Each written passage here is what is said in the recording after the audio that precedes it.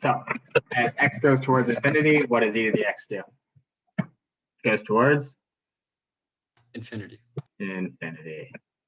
What about as x goes towards negative infinity? What does e to the x do? Goes to 0. Goes towards 0. And we should know that the function e to the x has a horizontal asymptote to the left of y equals 0. Right?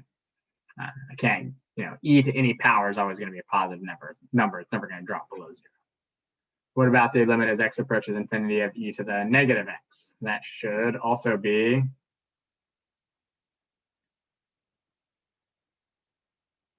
0.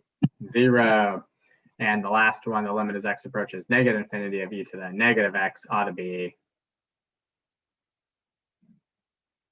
Infinity. Infinity. And we should be able to use those 4 limits to do some very simple u substitutions for most limits that involve e and powers of e. So if we're going to look at the limit as x approaches infinity of e to the 6 minus 2x minus 5x squared, let's substitute out the 6 minus 2x minus 5x squared. If that's u, then as x goes towards infinity, what does u go towards?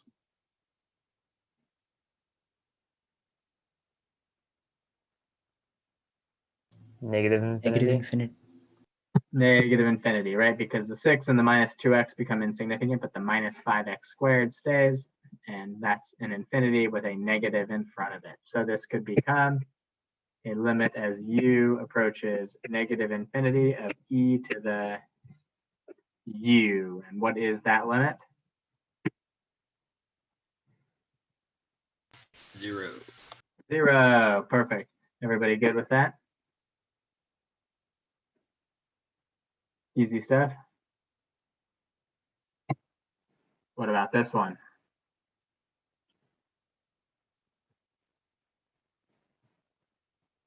Also 0. Or, oh no, because it's x to the 4th. U is x to the 4th minus 2x plus 1, and x is going to negative infinity. U should be going to positive infinity. And this becomes the limit as u approaches infinity of e to the u, or infinity. And remember, if the limit ends up equaling infinity, technically it doesn't exist. Easy enough? Any questions or issues with that?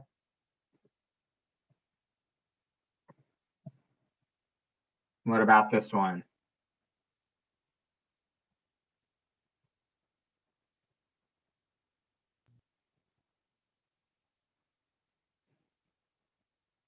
What should we get? 0. You use 2 plus x cubed, and as x goes to negative infinity, so does u, right? So this becomes the limit as u approaches negative infinity of e to the u. Everybody feel like they're okay with that? Do we have to do the u sub? Nah, you don't have to write it out.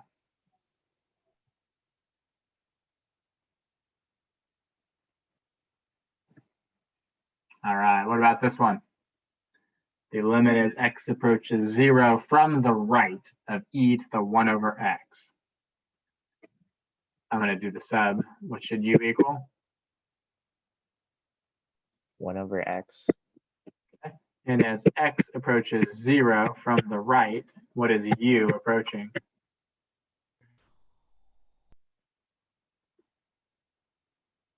Infinity. Should be approaching positive infinity, right? Because 1 divided by a very small number is a very large number. And since we're approaching from the right, they're always positive, which makes it infinity. If this was from the left, that would be a negative infinity. So we got the limit as u approaches infinity of e to the u, which is infinity. Everybody good with that? Any issues there?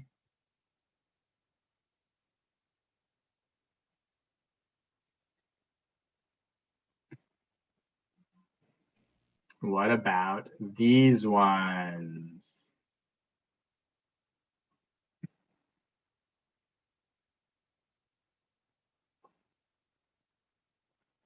what should we do first?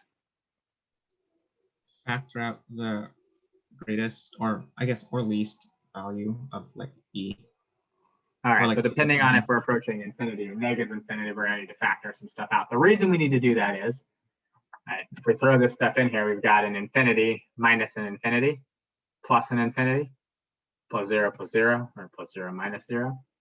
But whenever you have this infinity, wow, those look horrible. Whenever you have this infinity minus infinity term, that's an indeterminate, and you got to do something about it. So, yep, we will factor out e to the 10x. What does that leave us with? 1 minus what? 4e to the negative 4x plus 3e to the negative 9x plus 2e to the negative 12x minus 9e to the negative 25x. Everybody agree with that?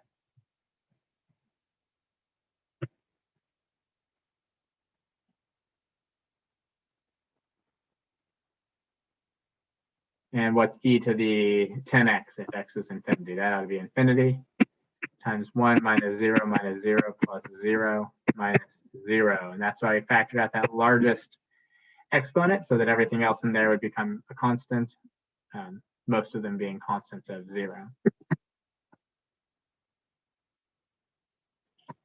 And we get infinity.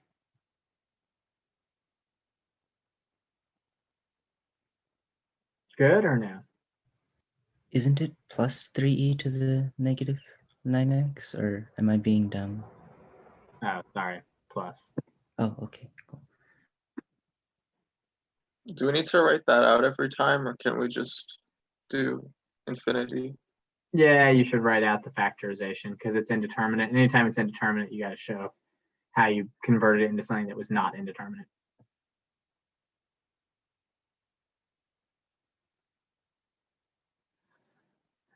All right, for this next one, which ones of these are causing the problems?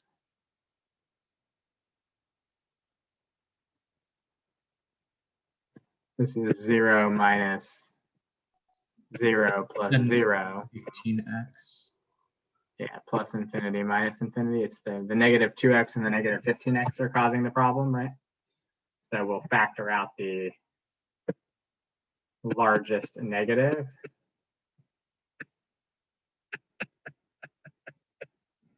Leaves us with what? E to the 25x minus 4e to the 21x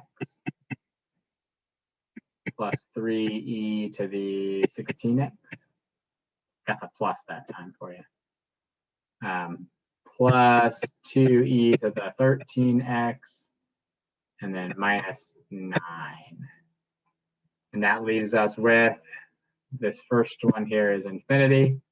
And then we have 0 minus 0 plus 0 plus 0 minus 9. And negative 9 infinities is a negative infinity. All good? Any issues, any questions, any problems with any of that?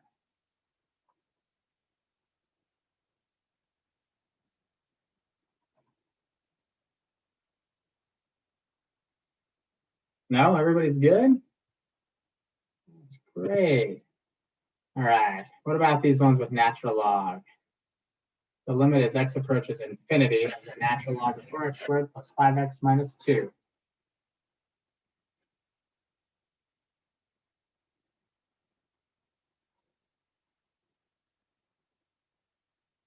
What does this become like?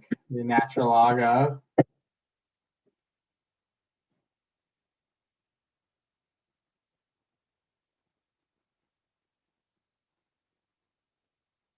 Infinity.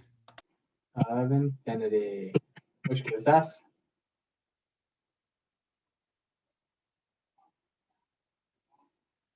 Infinity. Perfect.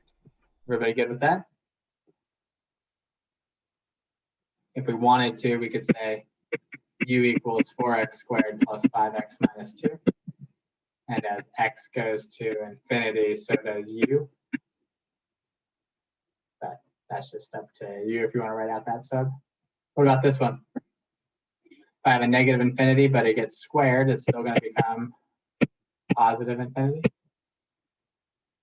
So we should still get infinity for this one as well. Good or no? Good. All right. What about this one? This one, I think it makes it a little bit easier if we actually do the substitution, substitute out that whole argument of the natural log. So let's let u equal 1 over x to the 4th minus 8x. And as x goes towards negative infinity, what should u be approaching? The denominator of that is a positive infinity, right? We have 1 divided by positive infinity, which should be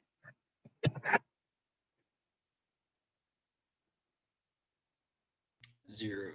0. And since it's a positive infinity, we're actually going to be approaching 0 from the right-hand side. So this becomes a limit as u approaches 0 from the right of natural log u. And what happens as you approach 0 from the right of the natural log function? Negative infinity. Goes down to negative infinity. That's right. It drops down and hits that vertical asymptote at x equals 0. Everybody good there or no?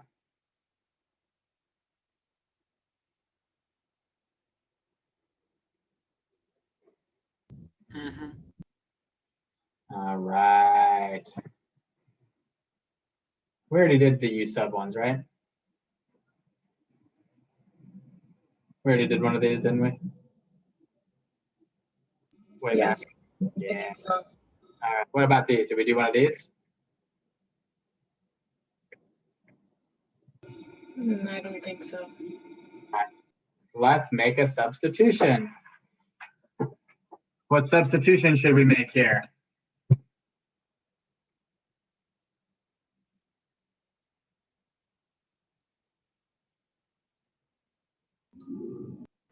U is x to the 1/8. Perfect. Right. All right. So u is x to the 1/8. I'm also going to have to get rid of this x in the denominator. So what does x equal? U to the 8th. All right. And as x approaches 1, what does u approach?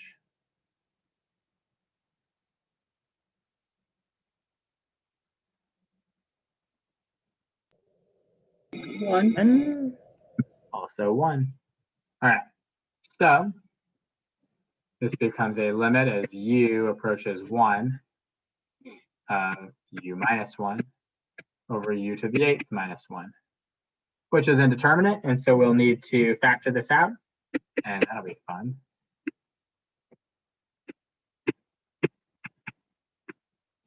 What's that denominator become? That's the difference of squares, right? It becomes u to the 4th plus 1 times u to the 4th minus 1. And u to the 4th minus 1 is a difference of squares, u squared plus 1 and u squared minus 1. And u squared minus 1 is a difference of squares. It becomes u plus 1 and u minus 1. And now we can cancel the u minus 1s.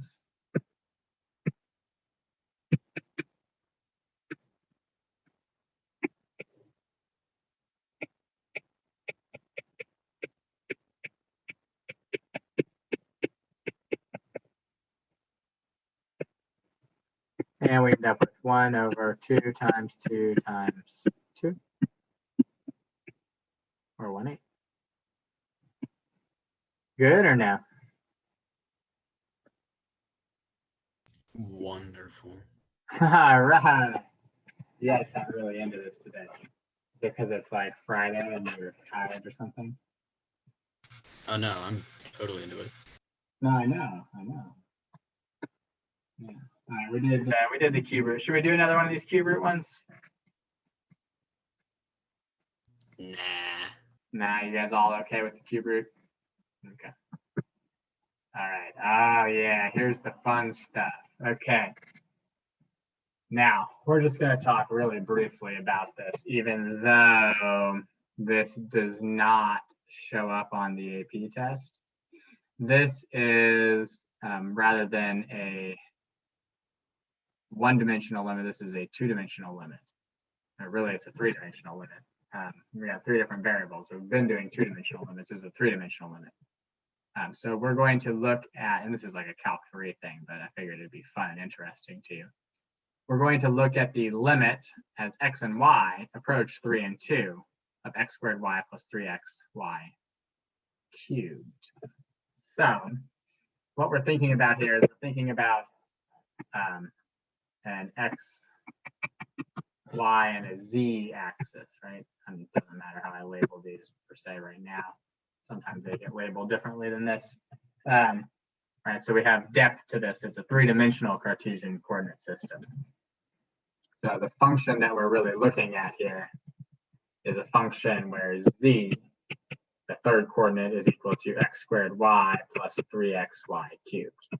So we're wondering, what is the z value as x approaches 3 and as y approaches 2? And this should be really easy, because what's the first thing you should always do with limits anytime you ever do a limit?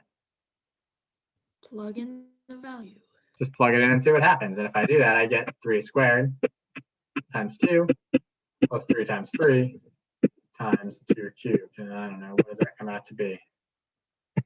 90. Is it 90? Yeah, 18 math, 18 plus 72 is 90. Pretty easy, yeah? That's why they always say Calc 3 is easier than Calc 2, because this is all Calc 3 is these very, very simple three-dimensional limits. That's not really all it is. Let's do another one. Wait, so I'm sorry, but why is it three-dimensional? There's only two variables, right? You're going on the there's three. xy plane? No, there's three variables. There's x, y, and z. You just can't see the z. Just like when I give you this, what's the limit as x approaches 5 of 2x? There's two variables. There's x and there's y. Okay, I see. Yeah. All You right. just can't see the y because y equals 2x. Right. Well, this is z equals x squared y plus 3xy cubed. Okay, thank you. Yeah, no problem. All right. What about this? X cubed minus y cubed over x squared plus y squared.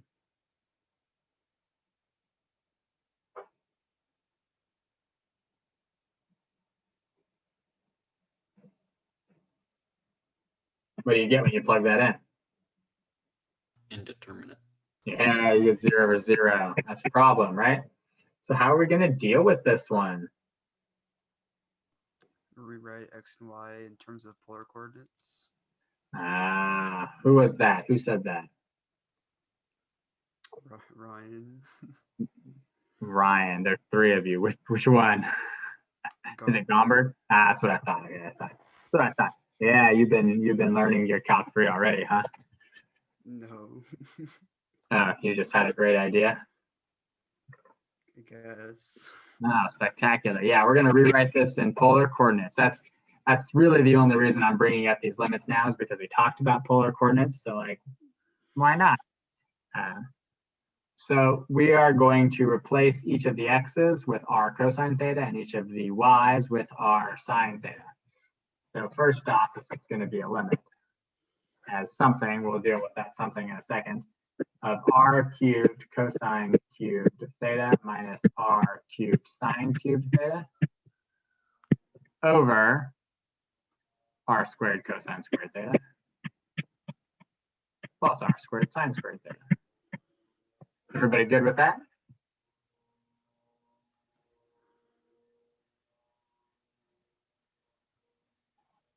All right, now let's think about in the xy plane. If x is approaching 0 and y is approaching 0, how does that relate to polar coordinates? What thing would have to be approaching 0 for x and y to be going towards the origin?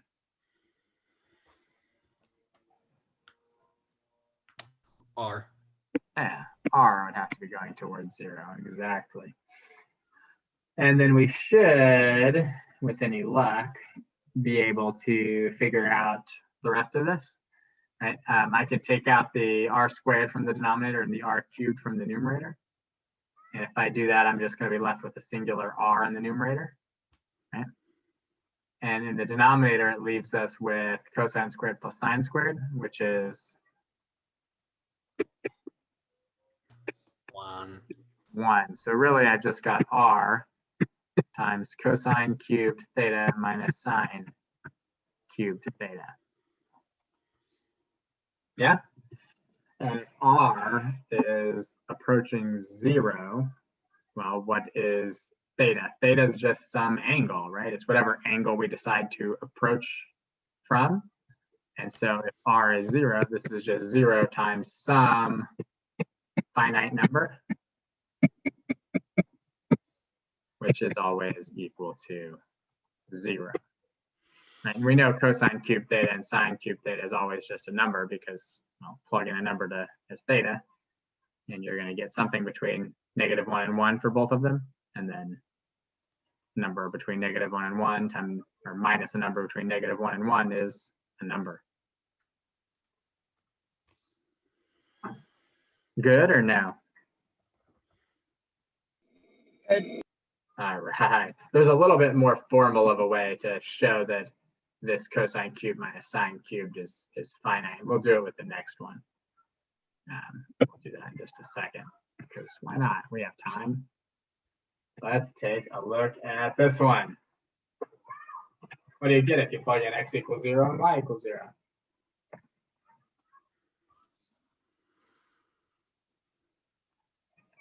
Indeterminate. Yeah, it's indeterminate, 0 over 0 again. So let's do that same thing. Let's do this polar coordinate substitution. It's going to give us a limit as r approaches 0 of r cubed, right? Because we're going to have an x as r cosine and a y squared as r squared sine squared. So that's going to be r cubed cosine theta sine squared theta over the same thing that we had before. We could also just, instead of writing this as r squared cosine squared and r squared sine squared, I mean, isn't x squared plus y squared equal to r squared when we do polar coordinates?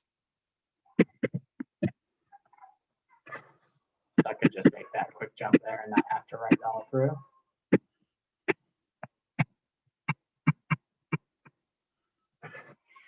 Yeah.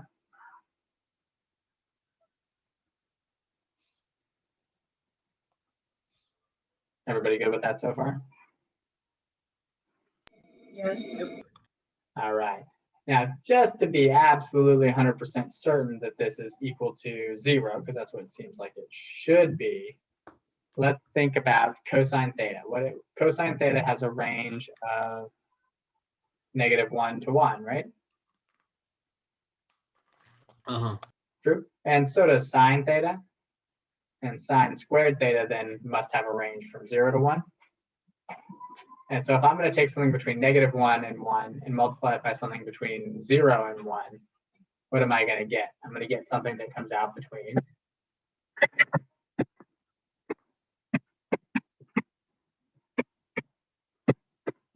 what two values?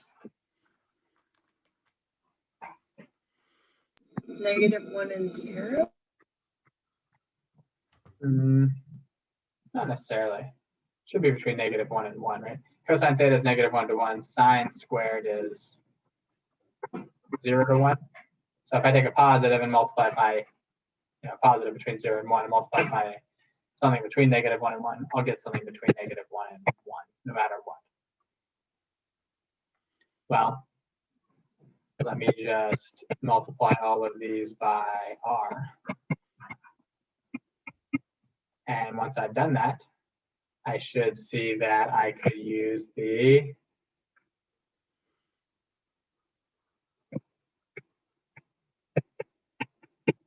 sandwich theorem.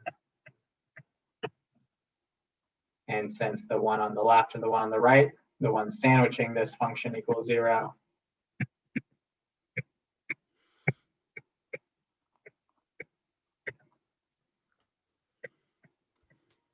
this one that we had in the middle also equals 0, which tells us that this limit equals 0. Isn't that exciting? You all are far less excited about this than you should be. Very exciting, but I do have one question. Did you have to do the whole sandwich theorem thing, or? Nah, it's just cool. Oh, okay. So you could have just said R is 0, so whatever quantity, and then just make that 0, right? Yeah, I mean, yeah, it gets a little tricky. This one, it's okay to do that. It gets a little tricky when you're dealing with three-dimensional limits, especially when you convert it into polar coordinates, because you got to think we're not, we're not just approaching in a linear fashion, right? We could be approaching. Okay, so we're not even just approaching in a linear fashion in just a horizontal direction, but we can be approaching this value of R equals 0, both. I wish I could draw a picture of this to better illustrate it, but you could be approaching it, let's say,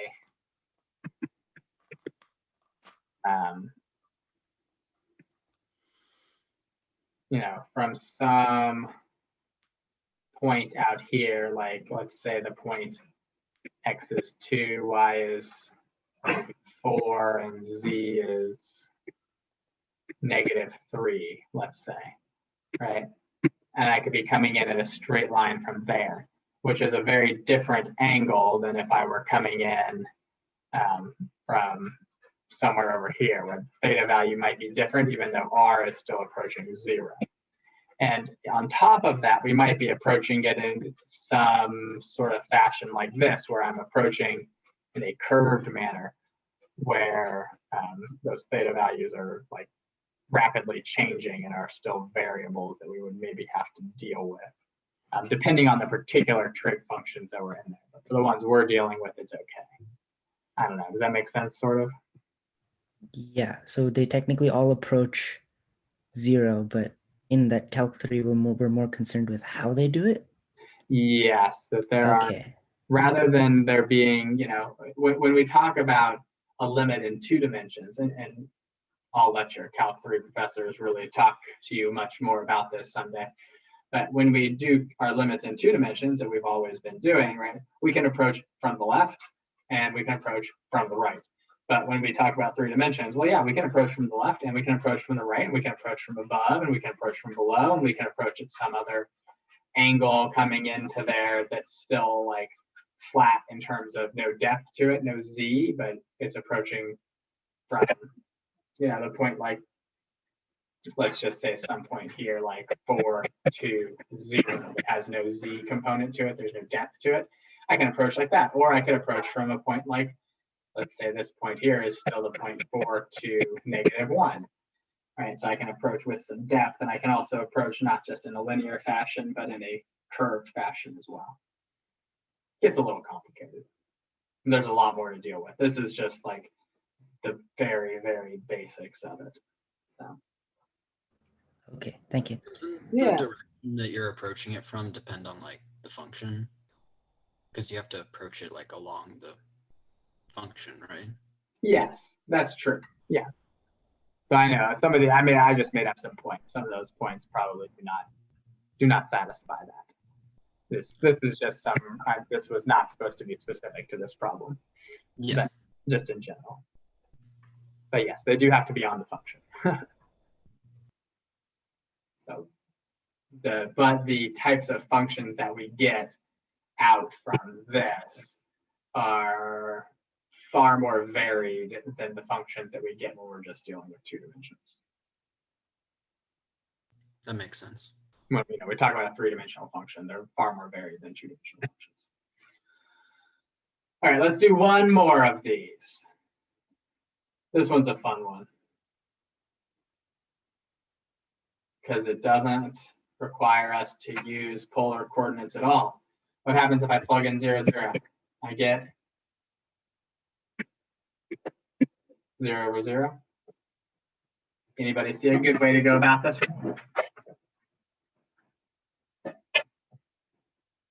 without polar coordinates, since I just told you you don't need polar coordinates, right?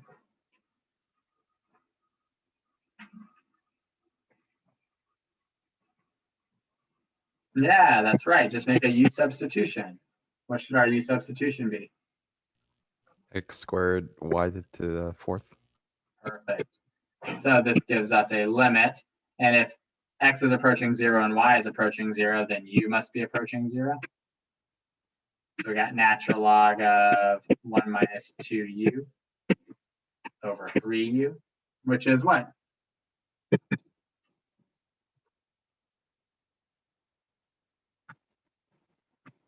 Indeterminate.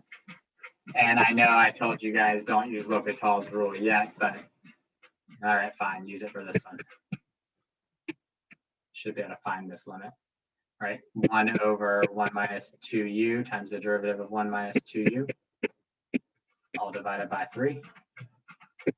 So we end up with negative 2 over 1 minus 2 times 0 times 3, or we end up with, what does that come out to be? Negative 2/3.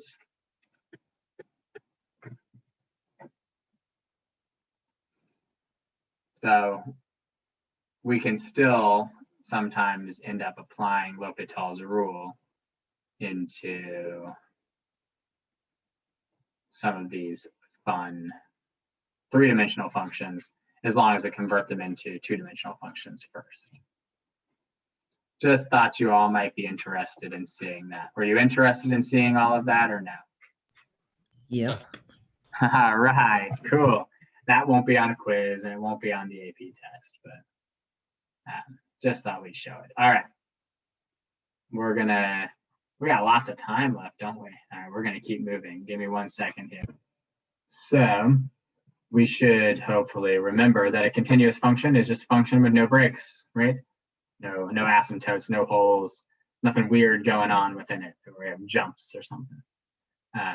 And the definition of continuity is a function is continuous at a number c as long as all three of these conditions are satisfied, that the function is defined there, that the limit exists there, and that the limit at that c value equals the value of the function. Right? Those are the three conditions that you need to show are true if you are trying to prove that something is continuous at a specific x value. And there are three different types of discontinuities. There are removable discontinuities. Removable discontinuities look like a hole, or like a hole with some other point drawn in there that's not at the place where the function is approaching. We have jump discontinuities where it just ends and jumps up here somewhere else. And then we have infinite discontinuities where we have our vertical asymptotes. So if we think about the definition of continuity, does this one meet the first criteria? Is the function defined there at C? No. No, so it doesn't meet the first criteria, not continuous at C. Second one with the removable, is the function defined at C? Yes. Yes. Does the limit exist at C? Yes. Yeah, it's the value of wherever that hole is. And are those two things the same? Is the value of the function equal to the limit? No. That's right. All right, what about this one, the jump discontinuity here? Is the function defined at C? Yes. Yeah, does the limit exist at C? Yes. No. No, a limit from the left exists and a limit Yes, from the right, right yeah. exists. But the two-sided limit does not exist because the limit from the left and the limit from the right are not equal. Good or no? Hopefully. Yes. All right, and our infinite discontinuity. Our infinite discontinuity, does the function exist at C? No. No, simple enough. All right, perfect. Let's move forward then and talk briefly about the intermediate value theorem. The intermediate value theorem just states that if a function is continuous on a closed interval from A to B, we can choose W between f of A and f of B.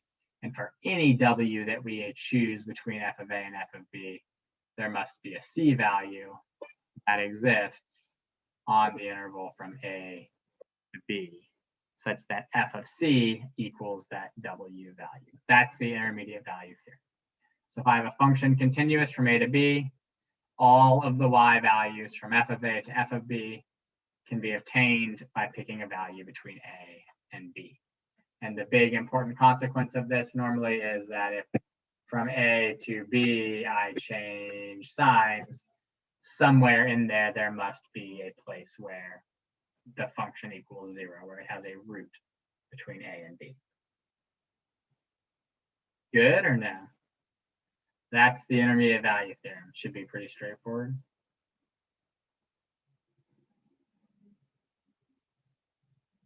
Yeah, no, maybe. Yes. All right. So let's verify the intermediate value theorem on 0 to 2 for f of x equals negative x cubed.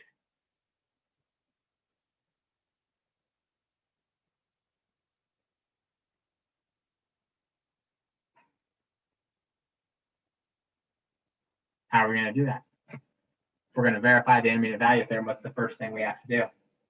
Make sure it's continuous. Make sure it's continuous. So we'll say that f is continuous. Why is f continuous? It's a polynomial. It's a polynomial. And then we need to figure out what is f of 0. What's f of 0? 0. And what's f of 2?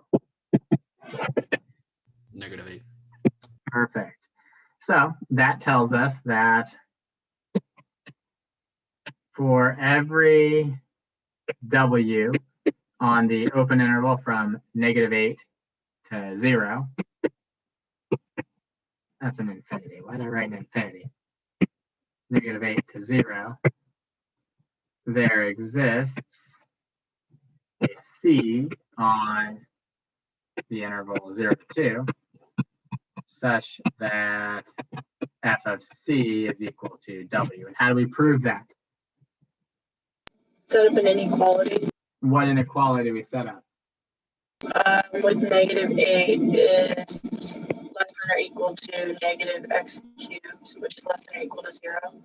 Yeah, so I'm gonna put a W there for now, right? That's our Y value has got to be between -8 and 0, and W, which is f of C, is negative C cubed. So we end up with -8 is less than or equal to negative C cubed is less than or equal to 0.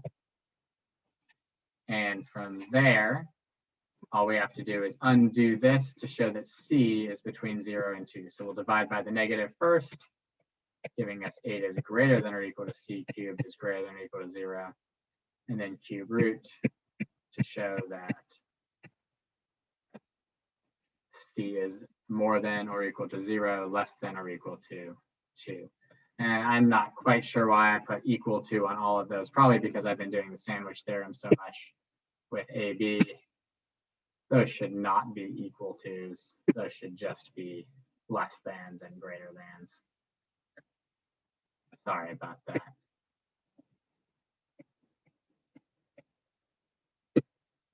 That's what too much sandwich theorem gets you. Too much sandwich.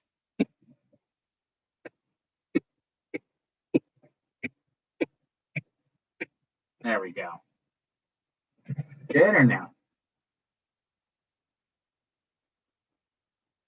Yes. All right. Can we show that f of x equals x to the 5th plus 2x to the 4th minus 6x cubed plus 2x minus 3 has a 0 between 1 and 2?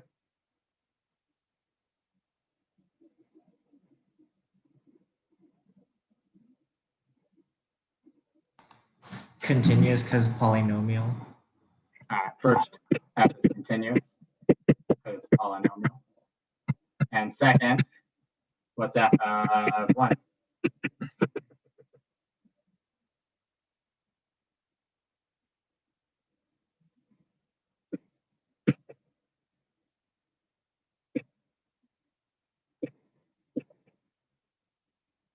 You guys agree with that or no? Did I do my arithmetic right?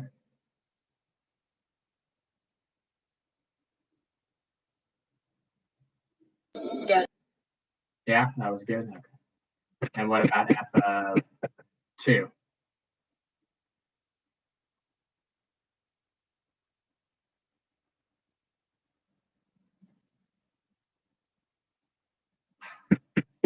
Hopefully I did my arithmetic right there.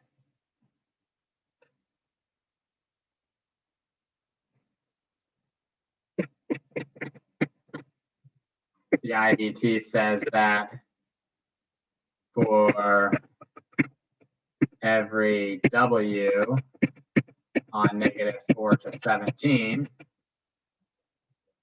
there should be a C on 1 to 2 such that f of C is equal to W. And since 0 is on -4 to 17, that means that there must be a value of C between 1 and 2 that gives us that value of 0. Everybody good with that or no?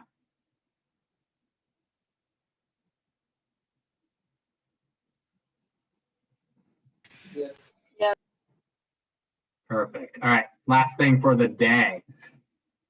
Let's find all the values of A so that f of x is a continuous function for all real numbers.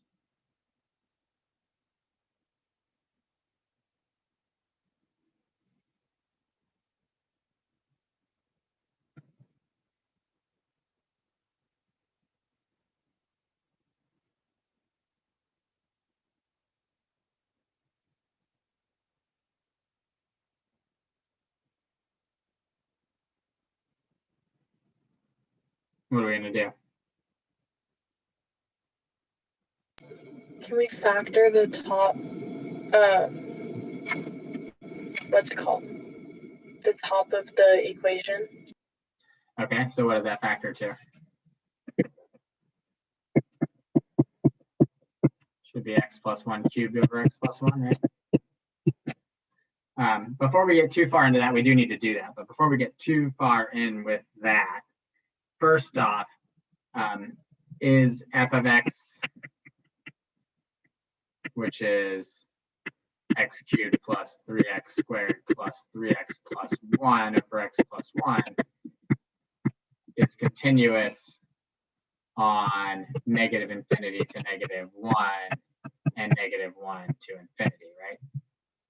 I don't need to say f of x there. I guess I can just say that piece is continuous for everything except at negative 1. So we need to fill in the gap here to make it continuous at negative 1. And so to show that it's continuous at a point, we need to have, first off, f of negative 1 needs to exist. What's f of negative 1? It should be negative a plus 5, so that exists. And we need to have the limit as x approaches negative 1. And how do I find that limit? That's where this factoring comes in.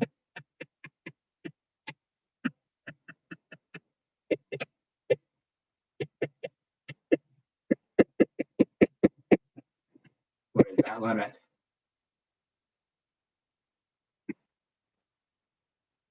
Zero. And the third criteria for a function to be continuous at a point, which this point is negative 1, is that the value of the function has to equal the value of the limit. And what makes that true? A equaling 5. Good or no? Equaling. I've never heard that before. But it makes- Equaling? Equal is a verb, so why not? Why not? Yeah, why not? Did I say equaling? Yep, the only way it works is with a equaling 5. Oh. But Perfect. yeah, it's just unique. I am a unique individual.